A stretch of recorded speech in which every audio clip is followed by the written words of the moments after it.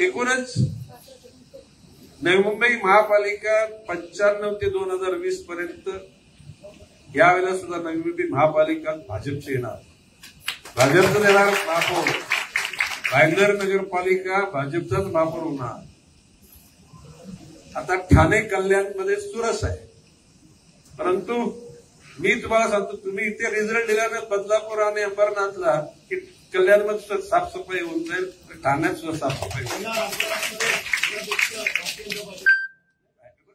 असण्यासाठी करायला लागतं, मनात असणं ते नुसतं मनात ठेवून जमत नाही, त्याच्यासाठी प्रयत्नाची पराकाष्ठा करा. मगाशी नाना सुरेश सांगितल्याप्रमाणे कुठलीही कमतरता तिथे राहता का.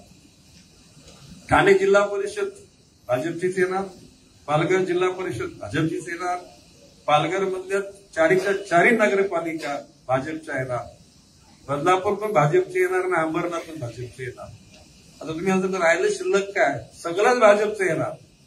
कोणी जर आम्हाला जर प्रेमानं समजून सांगितलं तर आम्ही प्रवासामध्ये बरोबर बसताना करू, म्हणजे गाडीमध्ये अडचण झाली तरी आम्ही अडचण सहन करू.